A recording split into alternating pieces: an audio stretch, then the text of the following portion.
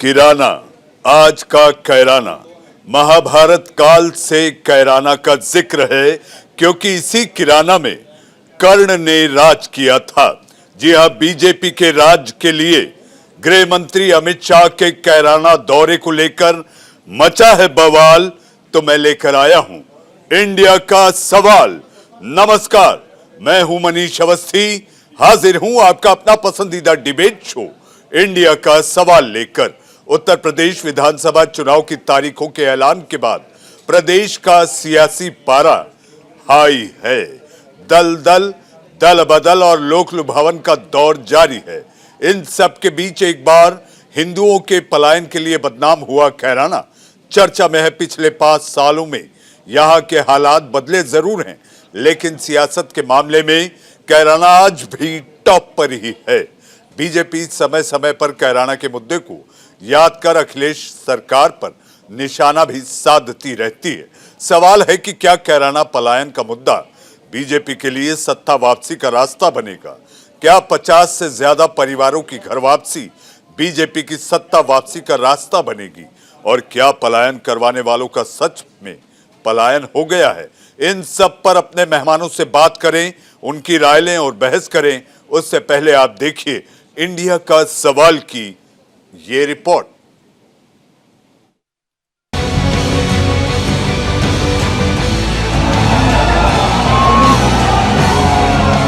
UP विधानसभा चुनाव की तारीखों के ऐलान के बाद से सियासी पारा हाई है। लोक लुभावन वादों का दौर भी जारी है। इन सब के बीच एक बार हिंदुओं के पलायन के लिए बदनाम हुआ कैराना सुर्खियों में है। पिछले 5 सालों में हालात बदले जरूर हैं, लेकिन सियासत के मामले में कैराना अब भी टॉप पर ही है। महाभारत काल में महाराजा कर्ण की राजधानी कर्णपुर माने जाने वाला कैराना मुगल काल में भी राजाओं की पसंद रहा है।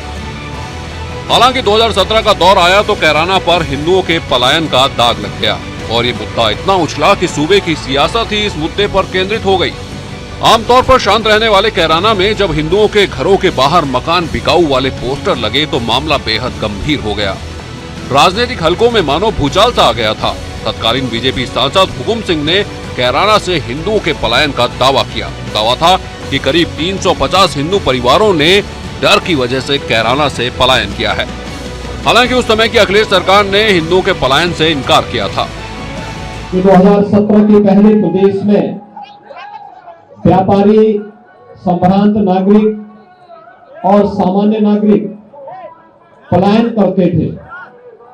प्रदेश की प्रगति अवरुद्ध हो गई थी, लेकिन 2017 के बाद अपराधी पलायन कर रहे हैं। किराना है जहां पहले से लोग पलायन कर रहे थे। आज मैं जब राउंड लेने निकला, उन्होंने कहा मोदी जी की कृपा हो गई, भाजपा की सरकार बनी, योगी जी ने कानून और व्यवस्था को सुधारा है, हमें पलायन करने वाले पलायन कर गए हैं। ये जो आत्मविश्वास उत्तर प्रदेश की जनता में मैं देख रहा हूं, मुझे लगता है कि आने वाले दिनों में उत्तर प्रदेश भारत का सबसे विकसित राज्य बनने जा रहा है। आज अभी मैं मित्तल परिवार के साथ बैठा था, कभी उनको भी पलायन करना पड़ा था। बड़े इत्मीनान से परिवार के 11 सदस्य मेरे साथ बैठे। उन्होंने कहा अब हमें कोई भय नहीं है, सब शांति से यहाँ अपना व्यापार कारोबार कर रहे हैं। बीजेपी के दावों पर कैराना के लोगों ने भी मुहर लगाई और यहाँ तक कह दिया कि जेल से फिरौती की मांग की जाती थी, फोन पर धमकियां मिलती थी, अगर पैसे नहीं दिए जाते थे तो हत्या करा दी जाती थी। ऐसे में जान बचाने के लिए पैसे देने के अलावा कोई रास्ता नहीं था। कैराना मानो मिनी पाकिस्तान बन गया था, जहां हत्या, लूट और अपहरण आम बात हो गई थी और डर के मारे लोग पलायन कर रहे थे। जब दुकान छोड़ के गए थे हम, तब की स्थिति बहुत भयंकर थी, इनकी डर लगता था और खुले बाजार में गोली मार दी गई थी 3 लोगों को। तो उस टाइम माहौल ऐसा बन गया था कि जैसे कि अंत तक फैल गया हो, कोई सुनता नहीं था, डर लगता था। तो और हम इसलिए यहाँ से प्लान कर गए। वक्त ने चाल बदली तो ऐसा नहीं हुआ कि बीजेपी ने कैराना के मुद्दे को भुला दिया। कैराना को बीजेपी ने समय समय पर याद किया। यूपी के समर में पश्चिमी उत्तर प्रदेश की कमान संभाल रहे गृह मंत्री अमित शाह ने कैराना में फिर से कमल खिलाने के लिए कार्यकर्ताओं को मूल मंत्र दिया है।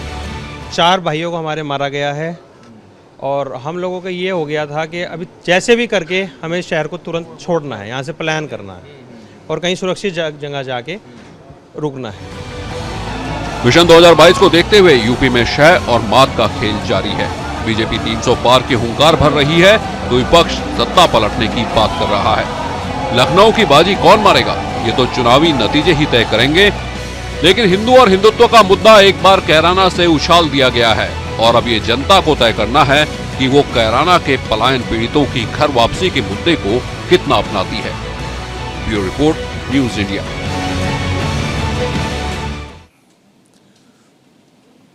उत्तर प्रदेश में सियासी दलों ने कैराना को एक प्रयोगशाला के रूप में यूज किया है, यानी कि इस्तेमाल किया है। और आज से अमित शाह का कैराना से शुरू हुआ पश्चिमी उत्तर प्रदेश का दौरा, यानी कि पहले और दूसरे चरण के चुनाव, जी हां, जो मतदान होगा उसमें पश्चिमी उत्तर प्रदेश में तारीख 10 फरवरी और 14 फरवरी को मत पड़ने, उसको लेकर अमित शाह का ये डोर टू डोर कैंपेन सियासत में बहुत बड़ा संकेत और संदेश माना जा रहा है। इसी पर चर्चा और बहस करने के लिए हमारे साथ मेहमानों का पैनल है। पैनल में आपके टीवी स्क्रीन पर बीजेपी के प्रवक्ता धनंजय गिरी हमारे साथ है, हमारे साथ समाजवादी पार्टी के राष्ट्रीय प्रवक्ता डॉक्टर अभिषेक राय हमारे साथ हैं, हमारे साथ कैप्टन सिकंदर रिजवी जो कि राजनीतिक विश्लेषक हैं, आप हमारे साथ हैं, और हमारे साथ कांग्रेस की तेज तर्रार नेत्री और प्रवक्ता प्रियंका गुप्ता हमारे साथ हैं। आप सबका स्वागत है। लेकिन इससे पहले कि मैं आप सबके पास आऊं, सीधा मैं आपको कैराना लिए चलता हूं। जी हां, शामली जिले का एक शहर कैराना, जहां पर हमारे अपने संवाददाता गौरव मिश्रा हमारे साथ हैं और सुबह से कैराना में वो डटे हुए हैं। गौरव, पहला सवाल आपसे, अमित शाह के चलने के लिए पिच की तैयारी सुबह मुख्यमंत्री योगी आदित्यनाथ ने कर दी थी।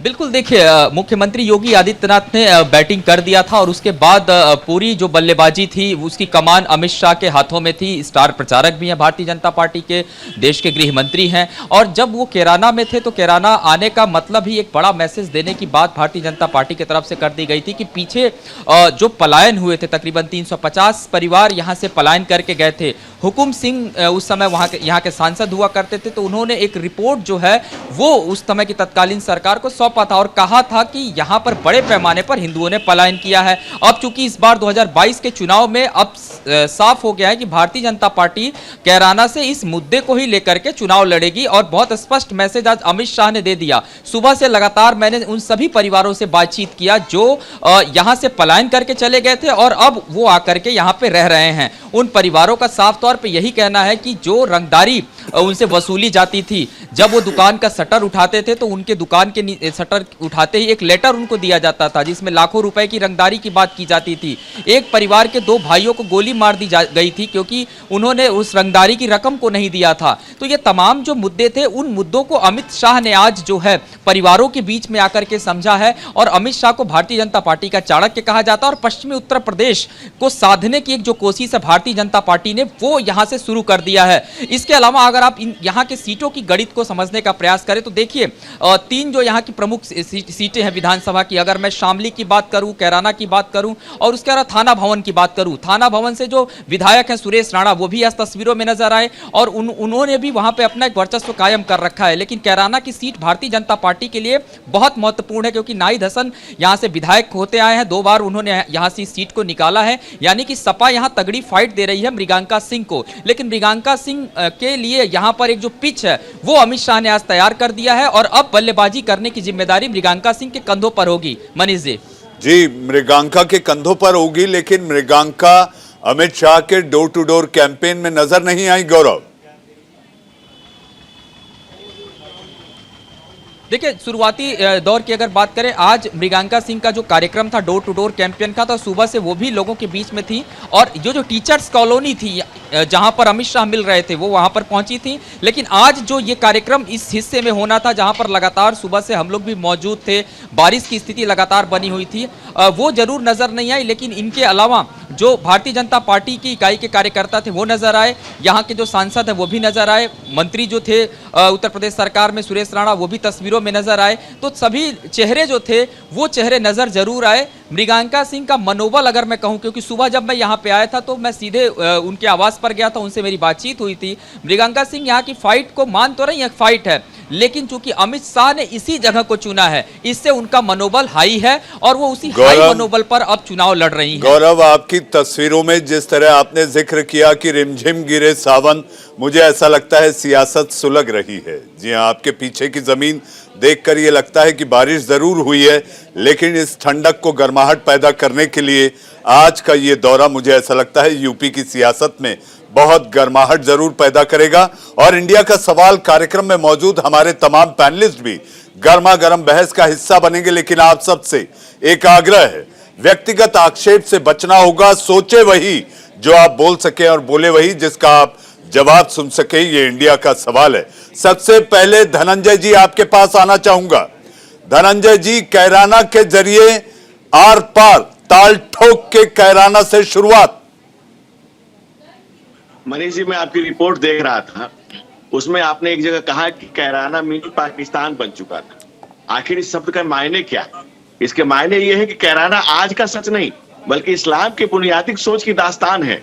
भारत में इस्लाम के प्रसार की पटकथा का लेखन है, जिस पर भारत में इस्लाम के आने वाले दिनों की पूरी फिल्म लिखी जा सके। कैराना आज के हिंदुस्तान का मैला आंचल है। ये इस्लाम के आतंक के बीच की दर्दो सितम की जिंदा धनंजय जी, अब मैला आंचल नहीं रहा। धनंजय जी, मैला आंचल नहीं रहा। 2017 में आज के शासन में मोदी जी और योगी जी, जैसा कि आज अमित शाह जी कह रहे थे कि किसी ने बताया कि पलायन करने वालों को पलायन करा दिया गया। तो ये तो सबसे बड़ी उपलब्धि है हमारी सरकार की। लॉ एंड ऑर्डर जो इस सरकार की प्राथमिकता है। धनंजय जी, इसे करेक्ट कर दीजिए। धनंजय जी, इसे करेक्ट कर दीजिए। अब कैराना मैला आंचल नहीं, ये करेक्ट कर दीजिए, क्योंकि आप ही लोग अपनी पीठ थपथपा रहे हैं।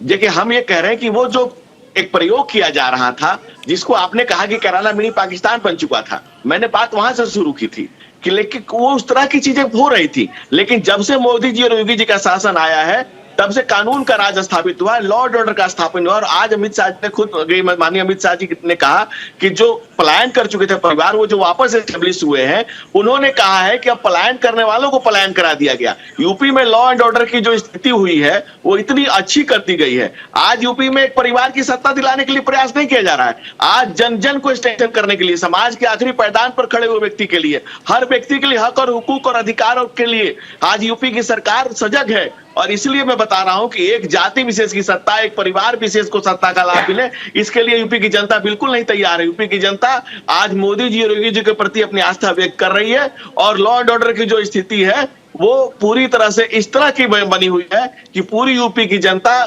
थंबिंग मेजोरिटी से हमारी सरकार को बनाएगी, जिताएगी और हम आएंगे। धनंजय जी, ये समीकरण या ध्रुवीकरण? देखिए, बात समीकरण और ध्रुवीकरण की बिल्कुल नहीं है। हम सबका साथ, सबका विकास और सबका विश्वास कर रहे हैं। लेकिन मैं फिर थोड़ा सा रिमाइंड जाता हूं, जिस तरह के ध्रुवीकरण की प्रयास की जा रहे थे, जिस तरह से एक सो कॉल्ड छत कौन कर रहा था? धनंजय जी, कौन कर रहा था? खुल के बात करिए। ये लोकतांत्रिक मंच है, इंडिया का सवाल लोकतांत्रिक तरीके से चलता है। ना काहू से दोस्ती, ना काहू से बैर, हम तो मांगे मानवता की खैर। पूरा खुलकर बात करिए धनंजय जी। मैं खुलकर मैंने कह रहा हूं कि ये सही में हिंदुस्तान के मुस्तकबिल को लूटने की इस्लामिक खतरे की आग थी, जिसमें हिंदू अन्य धर्मावलंबियों की चिंता का विषय था। लेकिन शो कॉल्ड सेकुलर, छद्म सेकुलरवाद ने इस खेल की रंग से रंगोली से जो भारत को सजाया जा रहा था, छद्म सेकुलरवाद से, तथाकथित धर्मनिरपेक्षता के मारे लोग सजग हो रहे थे। लेकिन ये एक यक्ष प्रश्न है, इसमें सोचना होगा। जिस तरह से इस्लाम के अजगर ने आज अफगानिस्तान को निगल लिया है, उस तरह का एक प्रयास किया जा रहा था। लेकिन यहाँ के छद्म सेकुलरवादी जो विखंडन की राजनीति कर रहे थे, एक परिवार की सत्ता दिलाने के लिए, एक जाति विशेष की सत्ता पाने के लिए, इस तरह के जो छद्म प्रयास किए जा रहे थे, ये जाति विशेषी, आज कानून ये जाति विशेषी धनंजय जी, मुझे ऐसा लगता है कि अपने आप में ध्रुवीकरण का संकेत देता है। बढ़ते हैं डॉक्टर अभिषेक राय की तरफ। धनंजय जी, आप बने रहिए। आज से आज बहुत सारे सवाल है। गृह मंत्री जी आज कैराना, शामली, बागपत के दौरे पर हैं, आपके पास आऊंगा। डॉक्टर अभिषेक राय, डॉक्टर राय, आखिर ये कौन से परिवार का जिक्र हो रहा है? मेरे पैनल पर जो दो मेहमान हैं, एक आप और कांग्रेस की नेत्री और प्रवक्ता प्रियंका गुप्ता, इनका परिवार से संबंध है। यानी कि विपक्ष ये कहता है, बीजेपी कहती है कि ये परिवारवाद वाली पार्टी है। आप मुझे समझाइए और जो लाखों करोड़ों दर्शक आपको देख और सुन रहे हैं, इन्हें बताइए कि आखिर किस परिवार का जिक्र कर रहे हैं धनंजय जी? देखिए, इनके परिवारवाद की डेफिनेशन तो एकदम अलग है। जैसे अभी हमारे यहाँ हमारे राष्ट्रीय अध्यक्ष जी ने कहा कि हम सब कार्यकर्ताओं को त्याग करना पड़ेगा और टिकट के लिए सबको बलिदान करना पड़ेगा, सबको एक सरकार, मजबूत सरकार बनानी है, प्रदेश की जनता के लिए सरकार बननी, सबको त्याग करना पड़ेगा। तो अभी अपर्णा बिष्ट जी ने भारतीय जनता पार्टी ज्वाइन कर ली, तब इन्होंने कहा कि भाई परिवार से टूट रहे हैं और सारी चीजें हो रही हैं। जब हम टिकट दे तो परिवारवाद, ना टिकट दे तो भाई हम परिवार को मैनेज नहीं कर रहे। तो ये इनके कहते हैं ना, कथनी और करनी में दोनों में अंतर है कि चिट भी मेरी और पट भी मेरा। दूसरी बात, अभी ये बड़ी बड़ी डींगे मैंने सुनी धनंजय की लॉ एंड ऑर्डर की। आप बताइए, जिस देश का गृह राज्य मंत्री का बेटा ऐसे क्या कहते हैं किसानों पे गाड़ियां चला दे, थार चढ़ा दे, और वो गृह राज्य मंत्री अभी भी बने हुए हैं। खुद भड़काऊ बयान दिया था, एसआईटी की रिपोर्ट में आया कि अगर उन्होंने भड़काऊ बयान नहीं दिया होता तो इस तरह का कांड, जघन्य कांड नहीं होता। क्या माननीय गृह मंत्री जी उन 700 किसानों के घर गए? डॉक्टर राय, ये नाहिद हसन साहब कौन है? डॉक्टर राय, नाहिद हसन साहब कौन है? मनीष जी, मनीष जी, मैं कंप्लीट कर रहा हूँ, मैं वही तो बोल रहा हूँ, कंप्लीट करने दें मेरे को जवाब दे रहे हो, सबके उत्तर दे रहा हूँ। जब 700 किसानों के घर जाना था, एक किसान के घर अभी तक नहीं गए, उनके आंसू पूछने नहीं गए जो शहीद हुए। उनको किसानों के घर नहीं गए जहां गृह राज्य मंत्री के बेटे ने, और उस पत्रकार के घर नहीं गए। गृह राज्य मंत्री खुलेआम पत्रकार को धमकाते हुए दिखे। क्या इससे पहले इतिहास मुझे बता दे, इस तरह का इतिहास क्या भारत के संविधान में कभी हुआ हो? कभी इस तरह की चीज देखी गई हो? नहीं देखी गई। अभी आप नाहिद हसन की बात कर रहे थे, 2 बार के एमएलए हैं, अभी कोर्ट में ट्रायल चल रहा है, कोर्ट ने उनको अभी दोषी नहीं करार दिया। इसी तरह संगीत शो में सुरेश राणा है, जिनकी अभी आप बात कर रहे थे, इसी तरह धामा जी हैं, इसी तरह माननीय मुख्यमंत्री जी हैं, और इसी तरह गृह राज्य अपने जो गृह राज्य मंत्री जी हैं और डिप्टी चीफ मिनिस्टर है। कह तो रहा हूं, इनके आपराधिक हिस्ट्री देख लें। एडीआर की रिपोर्ट कहती है कि उत्तर प्रदेश में भारतीय जनता पार्टी के और सांसदों और विधायकों के ऊपर 2 से ज्यादा आपराधिक 37% है। तो ये इनका चाल और चरित्र दिखाता है। ये क्या बात करेंगे लॉ एंड ऑर्डर की? लॉ एंड ऑर्डर इनका ये है कि गोरखपुर में व्यापारी जाता है, उसको इनकी पुलिस मार देती है। पूरे देश में कहीं आईपीएस भगोड़ा है तो वो उत्तर प्रदेश में। आप चाहे घटनाएं गिनाना शुरू करो, हाथरस की बेटी के साथ क्या हुआ, लखीमपुर की बेटी के साथ क्या हुआ, कानपुर की बेटी के साथ क्या हुआ। Doctor Rai, I shall request that we stick to Kairana and western Uttar Pradesh, यानी कि पश्चिमी Uttar Pradesh. You are a learned panellist doctor Rai, you are a learned panellist doctor Rai. Manish ji, मैं आप कैराना पे स्ट्रिक्ट कर रहा हूं, मैं वही कह रहा हूं। पश्चिम उत्तर प्रदेश में जो 700 किसानों की शहादत हुई, मैंने वही तो पूछना चाहता हूं। ये मैं अभी कश्मीर पे ले जाता हूं, सारी चीजें बातें करता कि कश्मीर पंडित जब वो विस्थापित हो गए थे, कितने वापस लौटे हैं? जब इनका मन करता है ये बिरयानी खाने पाकिस्तान चले जाते हैं बिना उससे पूछे। वहां इनके बड़े बड़े नेता जाते हैं, मजार पे चादर चढ़ा के आते हैं, और जब इंडिया में आते हैं तो गालियां देते हैं। साहब कहते हैं ना कि दोहरा चरित्र नहीं चलेगा, ये दोहरा चरित्र नहीं चलेगा। डॉक्टर राय, कह रहा हूं Manish ji, I am not going that way, I am sticking to western UP, I am sticking to western UP ji. मैं कह रहा हूं, आज ये महंगाई पे बात नहीं करना चाहते। आज सबसे महंगी बिजली उत्तर प्रदेश में मिल रही है, टीएपी मिलती नहीं, खाद के दाम दुगने हो गए। मैं किसानों की बात कर रहा हूं, जो किसान पश्चिम उत्तर प्रदेश में जो इकोनॉमी का अर्थव्यवस्था की रीढ़ है। डॉक्टर राय, मैं आपके पास फिर आता हूं क्योंकि परिवार का मुद्दा धनंजय जी ने उठाया है। तो मेरे साथ नेत्री और प्रवक्ता कांग्रेस की प्रियंका गुप्ता जी भी हैं। प्रियंका जी, आखिर ये कौन सा परिवार है जिसका जिक्र धनंजय जी कर रहे थे? हालांकि डॉक्टर राय ने खुले तौर पर कुछ नहीं कहा। अगर आप समझ पाई हैं कि आखिर धनंजय गिरी जी का निशाना किस परिवार की ओर है, तो मैं ये चाहूंगा कहीं आपकी पार्टी तो नहीं? ये पूछिए कि जब आईना देखते हैं तो पहले खुद भी देख लिया करें, तब दूसरों को दिखाया करें। अब बताइए, जय शाह जी में क्या खूबी थी कि वो बीसीसीआई के जो है अध्यक्ष हैं। अनुराग ठाकुर कौन है, आशुतोष टंडन जी कौन है, पूनम महाजन जी कौन है, पीयूष गोयल जी कौन है, रविशंकर प्रसाद जी कौन है, धर्मेंद्र प्रधान जी कौन है, संदीप सिंह कौन है, राजवीर सिंह कौन। आप ये बताइए कि राजनाथ जी के भी दोनों बेटे राजनीति में ही है, उनको टिकट भी मिल रहा है। तो ये बताइए कि अपनी जब किसी पर उंगली उठाते हैं तो ये भी तो देखा करें कि 3 उंगलियां अपनी तरफ भी उठती हैं, पर इनको समझ में नहीं आएगा। इनको एक और चीज समझाते हैं, इनके खुद के जो नेता है वो क्या लिखते हैं। मोदी के नाम से पा गए राज्य, कर न सके जनता के मन का काज, संग संगठन हाथ लगाम, मुख्यमंत्री असहाय। जनता और विधायक त्रस्त, अधिकारी अध्यक्ष भी भ्रष्ट। उतर गई पटरी से रेल, फेल हुआ अधिकारी राज। समझदार को है ये सारा, आगे है अधिकार। Priyanka ji, it's not about the report card, it's not about the report card. Priyanka ji, हम कैराना और पश्चिम उत्तर प्रदेश की हद तक सीमित रहें। मुझे पता है आपको सारी यूपी का बहुत अच्छा ज्ञान है प्रियंका जी। कैराना से ही जुड़े हुए लोग हैं जो ये लिख रहे हैं, क्योंकि इनकी हार भी हो चुकी है वहां पे, उपचुनाव में ये हारे भी हैं। तो अब बात ये आती है कि ये जनता को इस समय किस मुद्दे में उलझाना चाहते हैं। जनता तो पूछेगी ना कि भैया आपके कैराना के लोगों को कितना रोजगार दे दिया आपने, कैराना के लोगों को क्या आपके उन किसानों को जो है जिनकी हत्या जीप चढ़ा के कर दी गई, उनके परिवार से मिलना जायज नहीं समझा आपने? क्यों उनमें क्यों? क्योंकि वो हिंदू मुसलमान नहीं था, वो तो आप ही के एक राज्य मंत्री जो है गृह राज्य मंत्री के बेटे के द्वारा कुचले गए थे। तो समस्या ये है कि यहाँ पर जो मुद्दों की राजनीति करने की जगह, आज अपना रिपोर्ट कार्ड दिखाने की जगह, ये आज यहाँ पर ये जाहिर करने की कोशिश कर रहे हैं, हिंदू मुसलमान करने की कोशिश कर रहे हैं, अपनी मंशा जाहिर करना चाहते हैं, क्योंकि इनकी राजनीति प्रियंका जी, धनंजय गिरी जी ने जो राजनीति में हिंदुस्तान पाकिस्तान है। आप देखिए किस तरह से धर्म संसद होती है, उसके बाद उस पर इनका प्रियंका जी, धनंजय जी का कहना यह था कि एक परिवार विशेष है जो धर्म विशेष और जाति विशेष को लेकर सबसे ज्यादा ध्रुवीकरण किया है। अपनी पार्टी में जगह रहते हैं, उनको सांसद बनाते हैं, तो ये हालत है इनकी।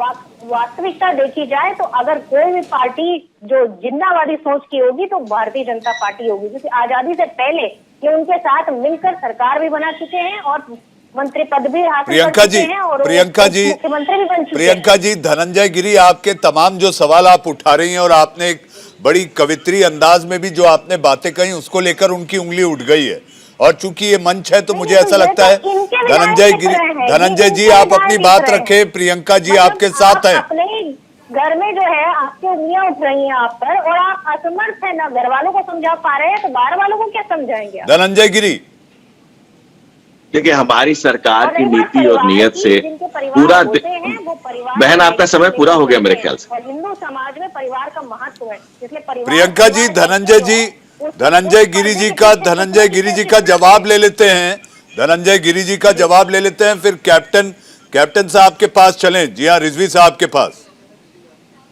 मनीष जी, आपके इस डिबेट में आज कविता संगोष्ठी भी हो गई, इसके लिए आपको बधाई और बहन जी को भी बधाई। लेकिन मैं एक मूल बात जो है, ये वीकेंड डिबेट है, ये वीकेंड डिबेट है धनंजय जी, वीकेंड हल्का होना चाहिए। नहीं, बातचीत तो हल्की होनी चाहिए, सीरियस बात भी तरीके से कही जाए तो अच्छी लगती है। मेरे कहने का मतलब सिर्फ इतना है कि यूपी ने जो दर्द और जो दंश झेला है, कैराना ने जो दर्द और दंश झेला है, जो पलायन झेला है, जो कत्लोगारत हुई है वहां पर, जिस तरह से महिलाओं की असमत लूटी गई है, जिस तरह से वहां का एक टेलर दिखाया गया है, आतंकवाद का एक टेरर दिखाया गया है, पूरे प्रदेश में काल करने की कोशिश की गई है। बहन जी, मैं आपके बीच में नहीं बोला था ना बहन जी, तमीज यही होती है कि आप अपने समय बोले, मैं अपने समय बोलूं, इसी को तमीज कहते हैं। तो जब इस तरह की परिस्थिति क्रिएट की गई तो वहां की जनता ने, थम्बिंग मेजोरिटी से यूपी की जनता और देश की जनता ने देखा कि हमारा जो भविष्य है, मुस्तकबिल जो सुरक्षित रहेगा भाजपा के हाथों में। तो भाजपा को 14 में, 17 में, 22 में जिस तरह से हम लोग को जिताया गया है, 14 में, 17 में, 19 में और 22 में भी जनता जिताएगी, तो हम लोगों ने जिस ढंग से जनता का ख्याल किया है, जिस ढंग से एक एक व्यक्ति को अधिकार दिया है, गुंडों को या तो जेल में भेजा गया है या उन्होंने पलायन करके प्रदेश छोड़ दिया है, और जिस तरह से आदरणीय गृह मंत्री जी गए तो पलायन करने वाले परिवारों ने कहा कि पहले हम लोगों ने पलायन किया था, पलायन करने वालों को पलायन करना पड़ रहा है। धनंजय जी, इस तरह से जो परिस्थितियां क्रिएट हुई है जी, परिस्थितियां जो क्रिएट हुई या जो पैदा हुई, उसको लेकर सियासत कभी पीछे नहीं रहेगी। इसको भुनाने में सियासत चाहे कोई भी दल हो, ये कोशिश करेगा कि परिस्थितियों को भुनाया जाए। सत्य को कहने की है, बात भुनाने की नहीं है, बात सत्य को धनंजय जी हमारे साथ कैप्टन सिकंदर रिजवी साहब, आखिर यूपी में सिकंदर कौन बनेगा ये तो 10 मार्च को तय होगा, लेकिन कैराना अपने आप में एक ऐसी प्रयोगशाला है जहां पर सारे सियासी दल खूंटा गाड़कर बैठने के लिए तैयार हैं। 10 और 14 को मतदान है इस पूरे इलाके में, कोई कोर कसर नहीं छोड़ेगा। मनीष जी, सबसे पहले नमस्कार आपको। देखिए, ये कैराना हो या शामली हो या पश्चिमी उत्तर प्रदेश हो, वहां की राजनीति बिल्कुल उसका सीन ही अलग है। अभी हमारे मित्र बोल रहे थे, समाजवादी पार्टी के प्रवक्ता साहब, वो काफी गिना रहे थे गिनतियां। मैं यहाँ पे कहना चाहूंगा, कैराना में जो प्लान हुआ, वहां का हिंदू वहां से निकला। थोड़ा सा आप लोग झिझक रहे थे लेने में हिंदू मुसलमान, मैं कहता हूं, मैं बता वहां जब निकलना शुरू किया, उनकी साथ बेइज्जती की गई, उनकी असमत लूटी गई, उनके घरों को लूटा गया, उनके घर के बाहर जाके पर्चे चिपका दिए जाते थे कि इस घर को खाली करो, ये मकान को हम बेचे हैं, हम कब्जा कर रहे हैं। ये सबको पता है, अच्छे से पता है। और जो हाल बुरा हुआ था वहां पर, जैसे कि मुजफ्फरनगर का एक कांड हुआ था, समाजवादी पार्टी की सरकार थी, उसका उन्होंने जिक्र नहीं। वो कांड हुआ था जब उत्तराखंड के लोग आ रहे थे, वहां से गुजर रहे थे, और वो कांड कोई भूला नहीं मुजफ्फरनगर का। वहां पर अगर आप देखिए, मुजफ्फरनगर के क्षेत्र हो चाहे कराना, बहुत एग्रेसिव है। एक तो आपको मिल जाएंगे, हर दूसरा घर में क्रिमिनल मिलेगा आपको, मैं खुल के कह रहा हूँ, जो आपको इसको रिकॉर्ड मिले क्रिमिनल है, और वो नाहिद हसन का क्रिमिनल बैकग्राउंड है, जिसको टिकट समाजवादी पार्टी है। ये आपका बड़ा बयान है, बड़ा बयान है। 90,000 की जनसंख्या है कैप्टन साहब, 90,000 की जनसंख्या है, और आप ये कह रहे हैं कि हर दूसरे घर में एक अपराधी मिलेगा या अपराधी मिलता है, तो मुझे ऐसा लगता है कि कैराना की आधी जनता अपराधी है। बोलने दीजिए, मुझे बोलने दीजिए। जितना वहां पर क्राइम रिकॉर्ड हाई हुआ है, जितना वहां पे लोग पकड़े गए हैं, आपको अधिकतर उसके अंदर मुस्लिम समाज के मिलेगा। मुस्लिम समाज में भी जो फकीर बिरादरी, उसके आपको लोग मिलेंगे, और ये दूर तक के सहारनपुर के बॉर्डर तक के बैठे हुए हैं वहां पर लोग। मैं तो नाम लेके कह रहा हूँ, तो खुल के कह रहा हूँ, इसमें छुपाने की इसमें कौन सी बात है। और जो अब जब उसके ऊपर अंकुश लगाया गया, ये सरकार आई है, वो चाहे अमित शाह जी ने जो बात कही है कि जो प्लान करवाते थे, अब वो खुद प्लान कर गए, ये बात सच है। वो छोड़ के चले गए, शांति हो गई। वो क्राइम रेट अब देखिए कैसे नीचे, तेजी से ग्राफ नीचे आया, और हर जो पकड़ा गया वो मुसलमान निकलता था। ये बड़ी अजीब बात थी। मेरठ में जो दंगे हो रहे हैं, कोई ना कोई तो मुसलमान ही निकलता है। आप जरा ये भी तो देख लीजिए कि इसमें कौन सी बिरादरी मुसलमानों की है। मैं खुल कर कह रहा हूँ, टीवी पे सब सुन रहे होंगे, आप जरा पता तो कर लीजिए कौन लोग हैं, कौन झगड़ा करने वाले, कौन फसाद करने वाले लोग हैं। वहीं पे मदरसे चलते हैं, वहीं पे मदरसे चलते हैं। इससे पहले भी एक वहां पे दंगा फसाद हुआ था, मुजफ्फरनगर में भी हुआ। ये सारा वेस्टर्न यूपी के अंदर से ही निकल के लोग पाकिस्तान चले गए थे। याद रखिएगा, मैं कह रहा हूँ रिकॉर्ड। और ये विशेष जाति और समुदाय जिसका आप कैप्टन रिजवी जिक्र कर रहे हैं, ये किसके साथ है, किस सियासी दल के साथ है? ये सियासी दल उन सियासी दल के साथ है, उन जो इनको प्रोटेक्शन देते हैं। जब उनकी सरकार आती तो इनको बचाते हैं, इन पे से मुकदमे हटाते हैं, और इनको साफ गोई से इनको विदा कर देते हैं और छोड़वा देते हैं। अब देखिए, आपको टिकट दिया, नाहिद हसन को नहीं दिया है, उस पर गैंगस्टर एक्ट किसको नहीं पता है, सबको पता है। आपने टिकट दिया है, आप खुद बढ़ावा दे रहे हैं, आप खुद डॉक्टर राय, कैप्टन सिकंदर रिजवी का सीधा हमला है आप पर, आपकी नीति पर, कि आप अपराधियों को टिकट देते हैं। मैं बहुत सीधी सी बात कह रहा हूं, मनीषा अवस्थी जी 2 बार के विधायक हैं, 5 साल इनकी सरकार चली है, डबल इंजन की सरकार रही, क्यों नहीं जेल भेज दिया? जैसे आपने बीएसपी के सांसद बौके को जेल भेजा था कि नहीं भेजा? आपने भेजा था, जेल भेज देते। नाहिद हसन को क्यों नहीं भेजा आपने जेल? आप क्या कोर्ट को चैलेंज करते? आप फैसला देंगे क्या? सुप्रीम कोर्ट और हाई कोर्ट यहाँ पे बिठाने के लिए सरकार के हिसाब से चलेगी? आपके पास सारी इन्वेस्टिगेशन प्रोसेस थी, सब कुछ था, आपकी डबल इंजन की सरकार थी, आपको भेज देना चाहिए था। वो लगातार 2 बार से एमएलए हैं, क्यों नहीं भेजा आपने? अगर वो दोषी होंगे, कोर्ट सजा देगी, समाजवादी पार्टी उसको मानेगी। पर जब जनता, जो सबसे बड़ी जज है, वो चुन के भेज रही है उनको, उन्होंने चुन के विधानसभा भेजा है, आपने नहीं चुन के भेजा, मैंने चुन के नहीं भेजा, मनीषा अवस्थी जी ने नहीं भेजा, धनंजय गिरी जी ने नहीं भेजा, जनता ने चुन के भेजा है। जनता सबसे बड़ी है, जनता का जनादेश है, जो जनता का जनादेश है उसका सम्मान करना। डॉक्टर राय, जनता का जनादेश सिरोधार्य है। जी हां, दुनिया का सबसे बड़ा लोकतंत्र और लोकतंत्र का उत्सव, जहां 5 राज्यों में विधानसभा का चुनाव है। जी हां, वक्त है एक छोटे से ब्रेक का। ब्रेक के बाद आएंगे और चर्चा करेंगे कि आखिर कैराना ही गृह मंत्री अमित शाह ने क्यों चुना अपनी चुनावी कैंपेन की शुरुआत के लिए। वक्त है एक ब्रेक का। ब्रेक के बाद इंडिया का सवाल जारी है।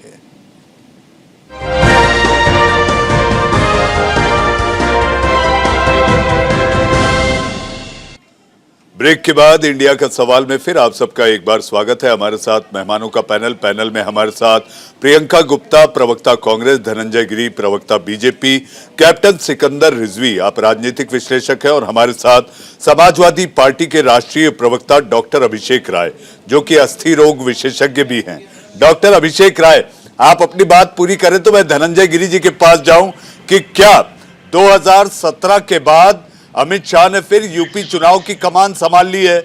ये मैं धनंजय गिरी जी से पूछूंगा, लेकिन डॉक्टर राय आप अपनी बात पूरी करें। देखिए मनीष जी, मैं वही बात कह रहा हूँ कि ये सरकार, भारतीय जनता पार्टी को पता है चुनाव कैसे लड़ा जाता है। इन लोगों ने, कहते हैं ना कि इन लोग को एकदम पता है कि इन्होंने 4.5 साल 5 साल काम नहीं किया। अब ये आ गए हैं, वो मुद्दे उठाने की कोशिश कर रहे हैं जिसका कोई मतलब नहीं। ये महंगाई पे बात नहीं कर रहे, बेरोजगारी पे बात नहीं कर रहे, ये उस पे बात नहीं करे कि किसानों के साथ क्या हुआ। ये किसी लोकल इशू पे, उत्तर प्रदेश के डेवलपमेंट के इशू पे ये कोई बात नहीं करना चाहते। ये सिर्फ कहते हैं राजनीति को एक ध्रुवीकरण की तरफ ले जाने चाहते हैं। लेकिन उत्तर प्रदेश की जनता बहुत समझदार है, उसे हिंदू मुस्लिम नहीं बंटना। आज का नौजवान को क्या चाहिए? उसे रोजगार चाहिए, अच्छी शिक्षा चाहिए, और ये इसमें देने में असमर्थ है। अच्छा हेल्थ वो चाहिए। इन्होंने, कहते हैं, इनके फगन सिंह कुलस्ते ने 2018 में बयान दिया था कि 47 मेडिकल कॉलेजेस हैं उत्तर प्रदेश में, इनके हेल्थ, सेंट्रल हेल्थ मिनिस्टर ने। उसके बाद इन्होंने 16 मेडिकल कॉलेजेस बने हैं अभी उत्तर प्रदेश में।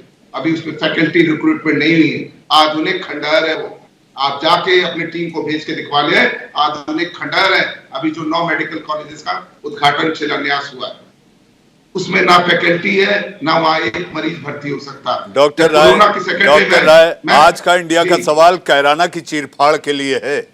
बिल्कुल, मैं उसी पे आ रहा हूँ, मैं कह तो रहा हूँ। देखिए, कैराना भी बेसिक नीड्स तो जरूरत है कि नहीं? क्या गलत कह रहा हूँ मैं? क्या रोटी नहीं चाहिए क्या कैराना को? 250 रुपए सरसों का तेल बिक रहा है, सब कुछ वहाँ ठीक है। बीजेपी कह रही है डॉक्टर राय, पिछले 5 साल में कानून व्यवस्था जो कैराना में रही है, जो पलायन यानी कि एग्जॉडस के तहत 2013 से 17 के बीच में गए थे, वो लौट आए हैं। डॉक्टर राय, इससे अच्छा राम राज्य और क्या होगा?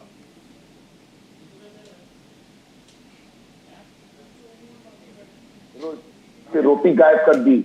आप ये कहते हैं कि 15 करोड़ उत्तर प्रदेश की जनता को ये अनाज बांट रहे हैं, और इलेक्शन कमीशन ऑफ इंडिया कहता है कि 15 करोड़ वोटर हैं उत्तर प्रदेश में। तो आप एक चीज बताओ, यहाँ जितने वोटर्स हैं उनको ये खाना बांट रहे हैं। डॉक्टर अभिषेक राय को भी मिल रहा है, और कैप्टन साहब को भी मिल रहा है, हमारी बहन को भी मिल रहा है, और हमारे गिरी साहब को भी मिल रहा है। हम सबको खाना, क्या कहते हैं, अनाज मिल रहा है मुफ्त में। इससे बड़ा झूठ क्या हो सकता है? ये मुद्दों की बात नहीं करते। ये इनके पास आप पिछले 3 महीने से माननीय मुख्यमंत्री जी की स्टेटमेंट सुन रहे, कभी उन्होंने विकास पे बात करी है उत्तर प्रदेश के? अरे विकास के एक्सप्रेस वे के तो कई शुभारंभ किए, कैसी बात कर रहे हैं डॉक्टर राय आप? मनीष जी, वही बता रहा हूँ। समाजवादियों कहते हैं ना, कैंची दिल्ली से आती थी, फीता लखनऊ का रहता था। काम समाजवादियों ने किया था। 5 पावर स्टेशन के नाम ये नहीं गिना सकते जो इन्होंने नए शुरू किए हो। कितनी पावर ट्रांसमिशन लाइन लगाई है ये नहीं गिना सकते जी। धनंजय जी से डॉक्टर राय, इंडिया का सवाल है, सबको बराबर का समय दिया जाता है। धनंजय गिरी जी, बीजेपी कैराना के सहारे। मनीष जी, सबसे पहले मैं कैप्टन सिकंदर रिजवी जी को सलाम करता हूं, और जिस बेबाकी से और जिस उन्होंने खुलकर अपनी बात को रखा है और सच को सच की तरह कहा है, इसके लिए मैं उनको सलाम करता हूं। और ये सच बोलने की ताकत, इस सच बोलने की ताकत जिस दिन सियासतदानों में और राजनीतिक लोगों में आ जाएगी, उस दिन सब कुछ देश बदल जाएगा। आप देखिए, हर चीज वोटर आईडी कार्ड है, हर चीज में भाई 80 करोड़ देश में लोगों को कोरोना काल में दिया गया, 15 करोड़ यूपी की जनता को दिया जा रहा है सिर्फ वोट, लेकिन इनको सिर्फ वोटर आई कार्ड दिखेगा, सिर्फ वोटर दिखेगा। अरे हम गरीब गुरबा की बात कर रहे हैं, समाज के अंतिम पायदान पर खड़े आदमी की बात कर रहे हैं, जिसके पास राशन कार्ड है। बहन जी, मैं आपके बीच में नहीं बोलता हूँ, बहुत बदतमीजी वाली आदत है आपकी। मेरी बहन अपने समय में बोल लीजिएगा ना, कृपया बोल लीजिएगा। 2 लोगों की बातें चैनल पर नहीं आ पाती है। मनीष जी, थोड़ी सी जहनियत रखिए। प्रियंका जी, मैं धनंजय जी, पीसीआर प्रियंका जी और धनंजय गिरी जी को एक फ्रेम में लाया जाए, और एक के बाद बारी बारी दोनों आप आपस में सवाल और जवाब करें ताकि जनता ये सुन सके। इंडिया का सवाल का मंच है कि यहां पर दो पार्टी के नुमाइंदों को बराबरी का दर्जा दिया गया है। जी हाँ, प्रियंका जी और धनंजय गिरी एक साथ फ्रेम में लाएंगे। कांग्रेस को 30 साल पहले फ्रेम से बाहर कर दिया यूपी की जनता ने। 30 साल हो गए कांग्रेस को यूपी से बाहर हुए। कांग्रेस तो खुद ही फ्रेम से बाहर है। पूरी पार्टी को रिजेक्ट कर दिया यूपी की जनता ने। 30 साल पहले फ्रेम से बाहर कर दिया गया। कांग्रेस कहीं फ्रेम में है ही नहीं, कहीं चर्चा में नहीं है, कहीं लाइव फाइट में नहीं है, कहीं नहीं कांग्रेस पार्टी कि कहां से आप फ्रेम में लाएंगे। मनीष जी, आपके फ्रेम में लाने से थोड़ी फ्रेम में आएगा। बिना फ्रेम के कांग्रेस हो चुकी है 30 साल पहले, और आगे भी 30 साल कांग्रेस की कोई उम्मीद दूर दूर तक नहीं है। कांग्रेस के जो कुकर्म है कांग्रेस को खा रहे हैं। कांग्रेस के कुकर्म ही कांग्रेस का सत्यानाश करने के लिए पर्याप्त है। और जो दूसरी बात जो है, हमारे साथी पैनलिस्ट की आप बात कर रहे थे, को कह रहे हैं कि भाई हम तो लाएंगे ही, हम तो टिकट देंगे ही, आप पकड़ के उनको अपराधी साबित करिए। यानी कि वो साबित कर रहा है, ये चाह रहे हैं कि जो जितना बड़ा दंगाई है उतना बड़ा सपाई है। इस बात को साबित करने में लगे हुए हैं। भाई ये राजनीतिक पार्टियों, अगर आपको अल्पसंख्यक समुदाय से लाना है तो आप पढ़े लिखे लाइए, पत्रकार लाइए, सियासतदान लाइए, आप तरह तरह के लोग लाइए, प्रोफेसर लाइए, कवि लाइए, तरह तरह के लोग लाइए। आप दंगाई को ही क्यों लाना चाहते हैं? आप दंगाई को ही सफाई बनाने पर क्यों तुले हुए हैं? इसलिए प्रदेश की जनता, उत्तर प्रदेश की जनता सब समझ चुकी है, सब जान चुकी है, आपके मंसूबों से वाकिफ हो चुकी है, और इसीलिए आपको पिछले चुनाव में भी खारिज कर चुकी है। 17 के चुनाव में आप खारिज किए गए, 22 में भी खारिज किए जाएंगे। जी प्रियंका जी, आपको आवाज आ रही है?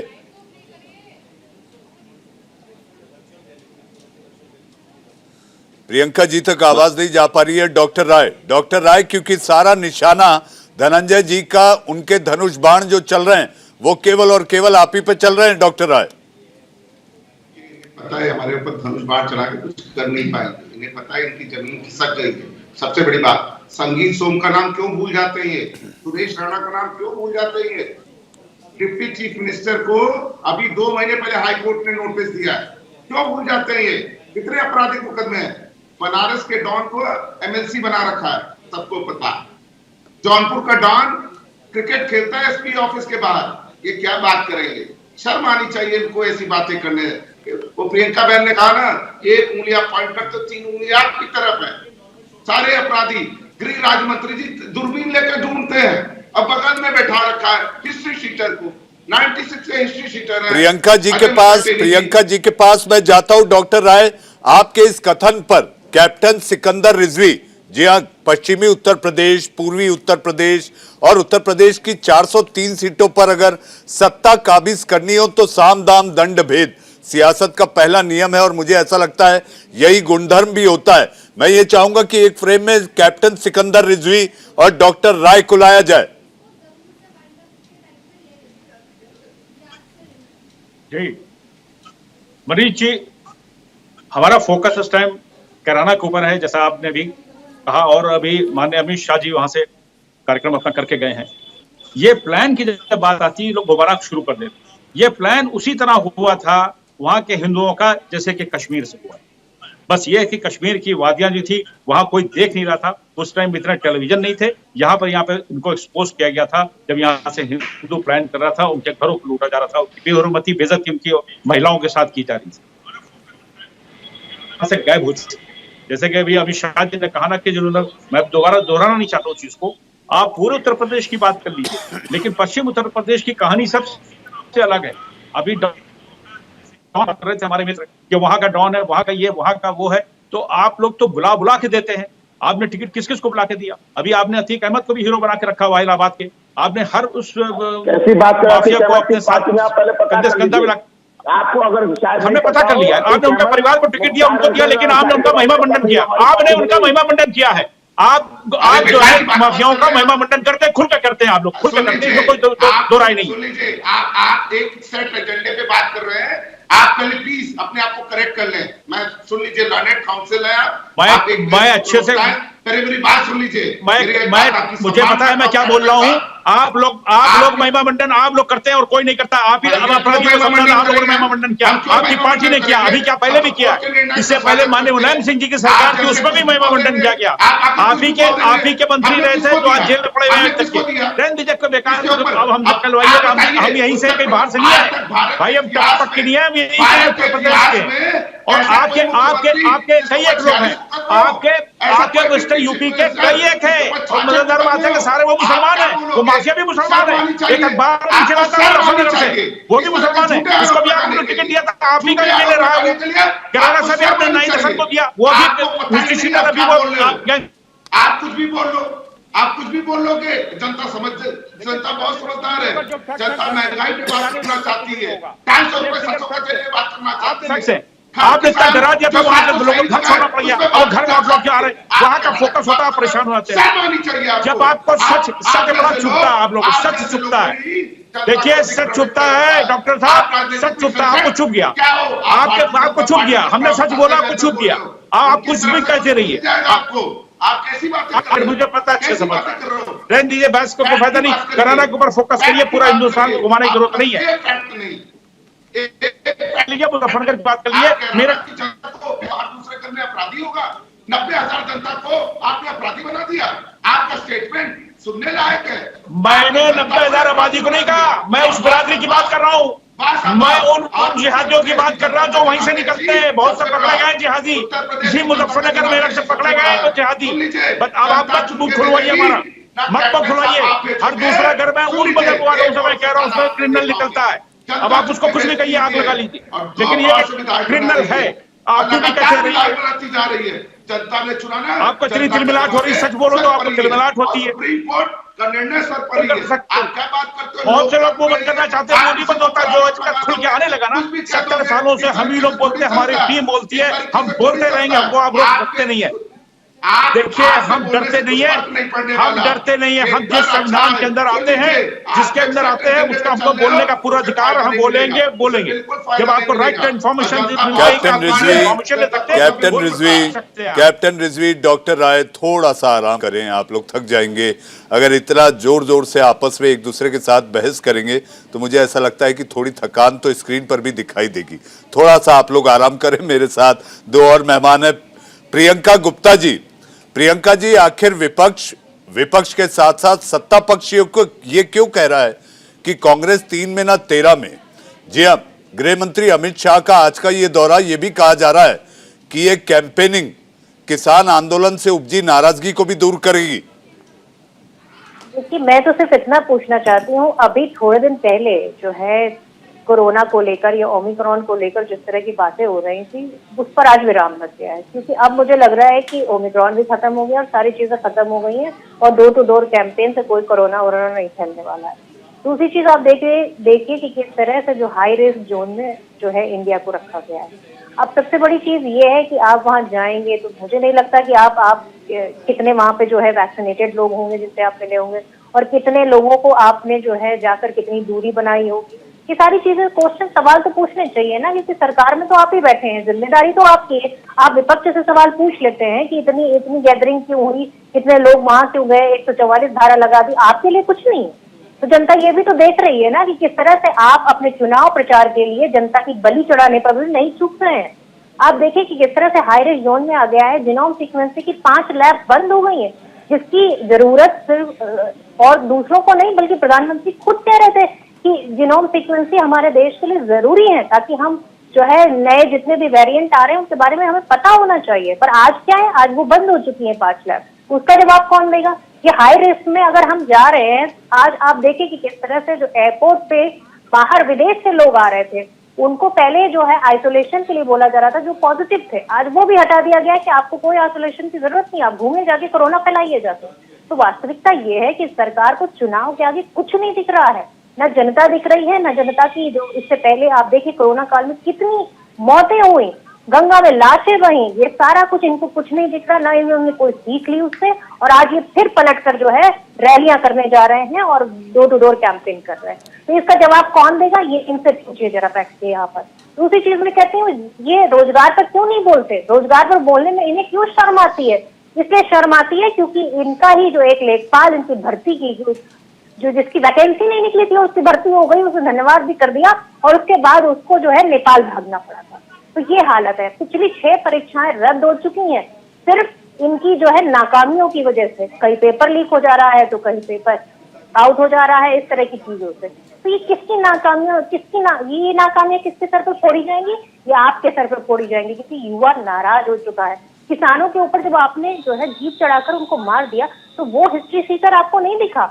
आप उसको उसको एक मंत्री पद से भी नहीं हटा सकते हैं। तो ये भी तो जनता देख रही है। जी प्रियंका जी, धनंजय जी से जवाब ले लेते हैं। धनंजय जी से जवाब ले लेते हैं। धनंजय जी, प्रियंका गुप्ता के मुताबिक चुनाव आयोग ने आज जो पाबंदी जारी रखने का फिर से ऐलान किया है, नजारा देख के तो ये लगता है कैराना से कोरोना भागेगा। मनीष जी, देखिए, हम लोग हर संवैधानिक संस्था का सम्मान करते हैं और चुनाव आयोग के गाइडलाइन के तहत ही काम करते हैं और करते रहेंगे। कांग्रेस जनता की तरफ ललचाई नजरों से देख रही है, लेकिन कांग्रेस की तरफ से जनता ने आंखें मूंद ली है, इसलिए जनता कांग्रेस की तरफ नहीं देख रही है। दूसरी बात, बेरोजगारी की बात है तो यूपी की जनता ने तो अमेठी से हरा के राहुल जी को पहले से बेरोजगार कर रखा है। इस बात का तो तकलीफ हमें भी है, लेकिन चलिए, वो केरल के वायनाड से आके पार्लियामेंट में एंटरटेनमेंट कर रहे हैं लोगों का। अब रही बात जो हमारे सपा के भाई साहब कह रहे थे, देखिए, यूपी में आप गुंडों का महिमा मंडन कर रहे हैं, क्रिमिनल्स को टिकट देते हैं, अपने पार्टी में दंगाइयों को भरे हुए हैं, और आप क्या उम्मीद करते हैं कि आम आवाम, कॉमन मैन, जनता जो है वो आपके साथ आएगी?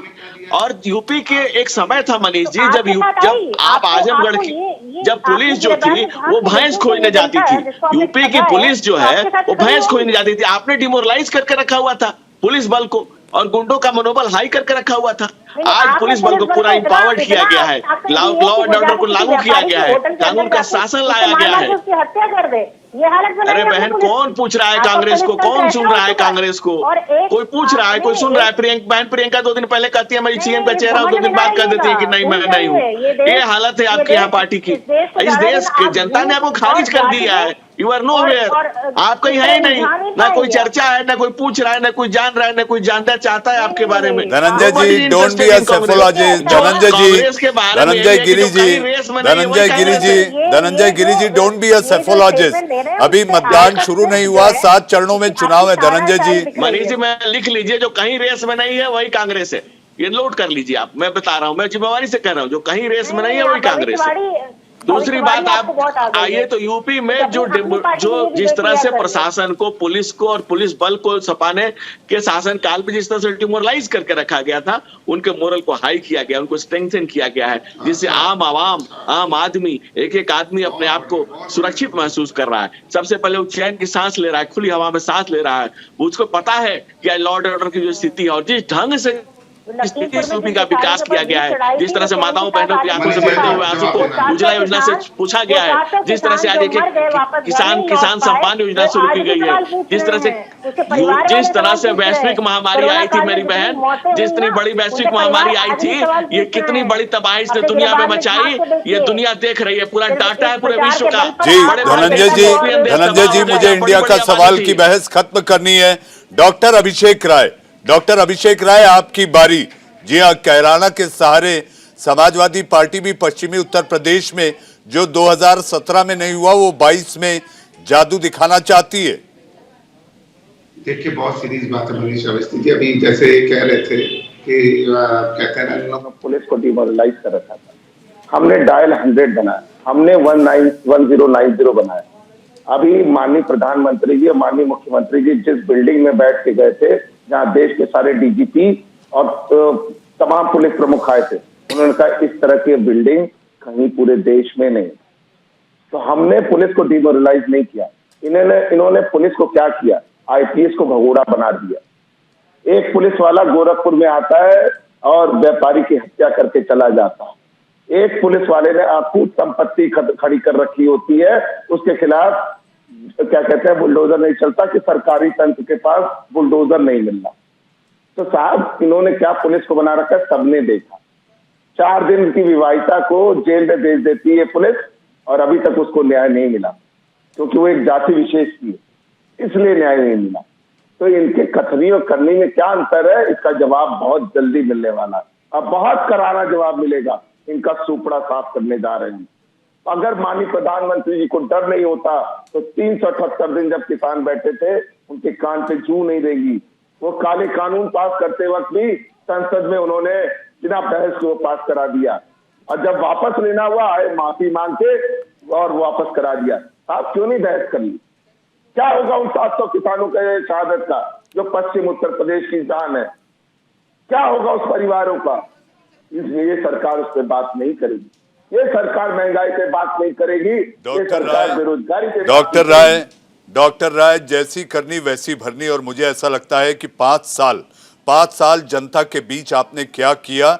आप एग्जाम देने जनता के पास 5 साल बाद जाते हैं और बोलते हैं कि मैंने ये सब किया, लेकिन जनता आपको पास करेगी या फेल, इसका इंतजार करना होगा। 7 चरणों में चुनाव है, 10 मार्च को नतीजे आएंगे, प्रयोग होते रहेंगे, प्रयाग का प्रयोग भी होगा।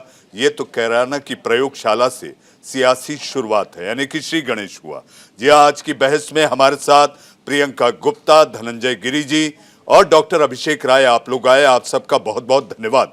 लेकिन जाते जाते मैं केवल इतना कहना चाहूंगा, चुनाव आयोग की जी हाँ पदयात्रा, रैली, पाबंदी जारी है। चुनाव आयोग की पदयात्रा, रोड शो और रैली पर पाबंदी जारी है, लेकिन बस्ती बस्ती, द्वारे द्वारे, डोर टू डोर बीजेपी के वास्ते गृह मंत्री अमित शाह का श्री गणेश। जी हां, बीजेपी में और बीजेपी के लिए उत्तर प्रदेश में बड़ा संकेत है। इंडिया का सवाल में आज के लिए बस इतना ही। वक्त है एक छोटे से ब्रेक का, लेकिन ब्रेक पर जाने से पहले इस वक्त की एक बड़ी खबर।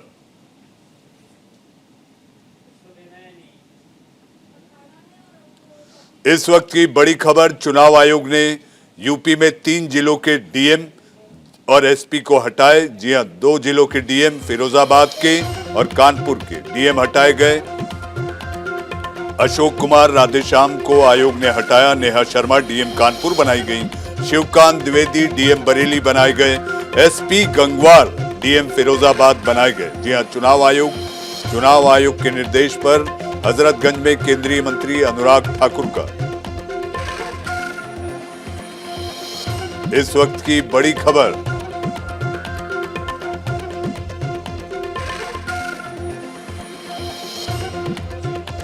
इस